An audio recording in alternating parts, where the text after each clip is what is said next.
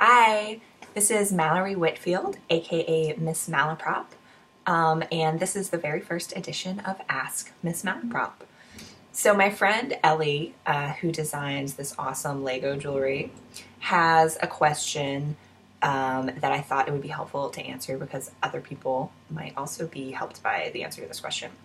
So she's kind of in the process of rebranding, figuring out if she wants to change her name, figuring out if she wants to kind of bring in some more personal aspects to her business online. So her question is kind of in two parts about the content that she posts on Instagram and Facebook and elsewhere across the internet. So first question is, how do you come up with consistent content? She doesn't necessarily have a lot of new designs all the time. It's not all super one of a kind. It's kind of, she has a formula, she reproduces it, it works for her, that's awesome, but she's not posting about like a new collection all the time. Second part of the question is, can she bring in personal aspects? She's recently discovered that her son has autism, but they've also discovered that working on the Lego jewelry and other creative endeavors together with him is really helpful. And so she wants to share that process because that's a big part of what informs her creativity, right? And I think this is probably relevant to a lot of other creative businesses, badass creatives, if you will.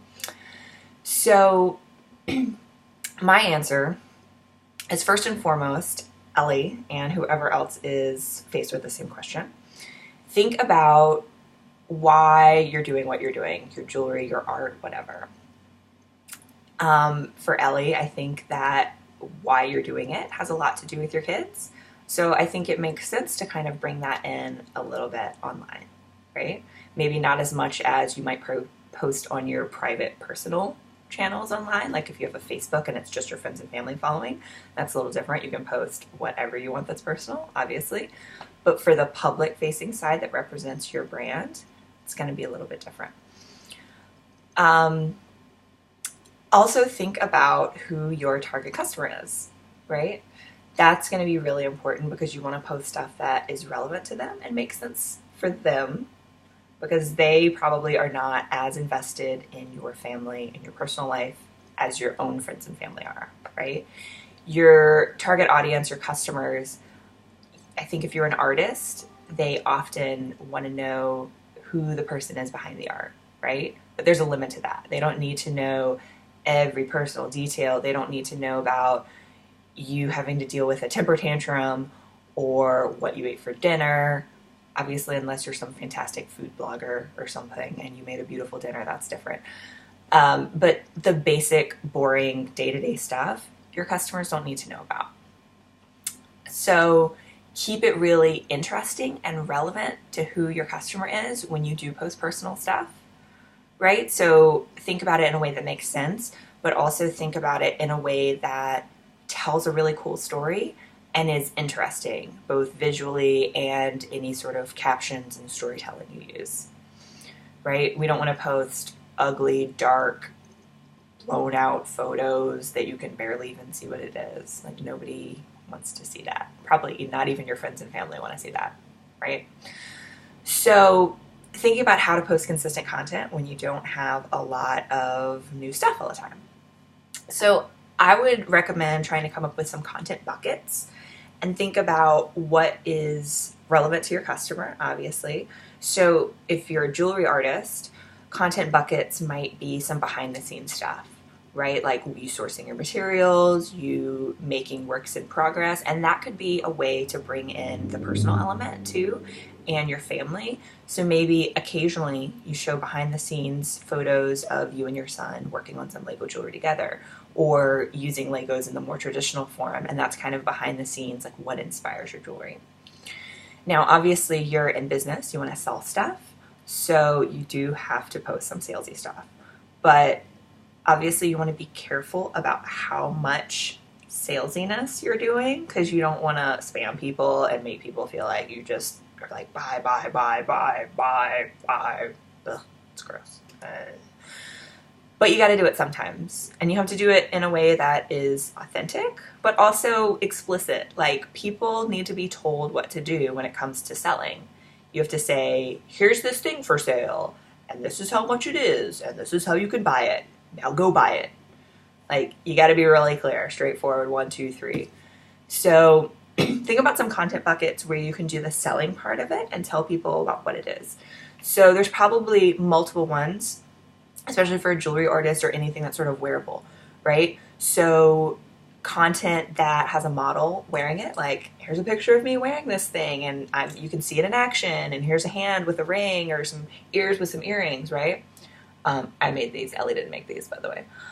So you want some model shots if you're doing jewelry or clothing or hats or accessories or anything like that. It's really important to be able to see it on real people in action. But then you can also have just standalone product shots.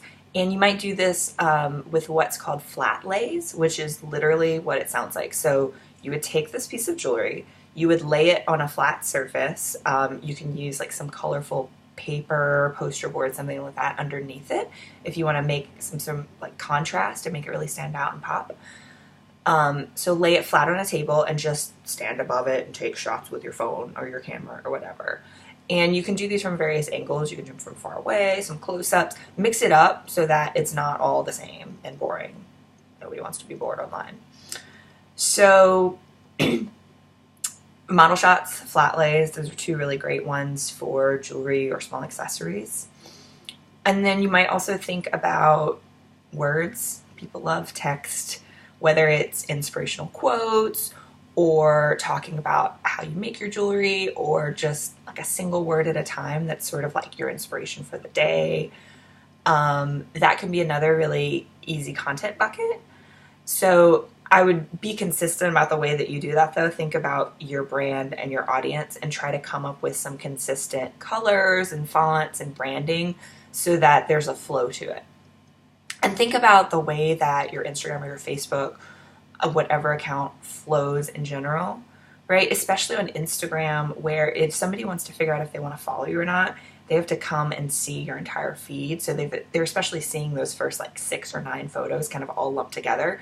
You don't want like 5 photos of your family and then 1 photo of your jewelry and then 3 photos of like your dinner last night.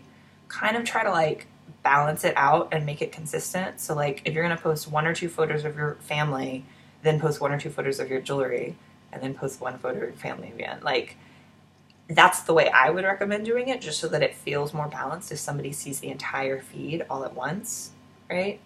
And also that way you're not like constantly bombarding them with sales or constantly bombarding them with your family. Just think about ways that you can balance it out more. So I think that kind of covers it for now.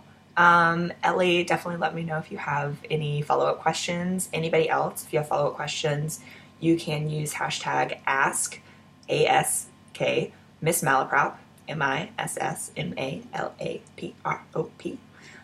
Or you can go to missmalaprop.com, or you can reach out hello@missmalaprop.com and email me your questions.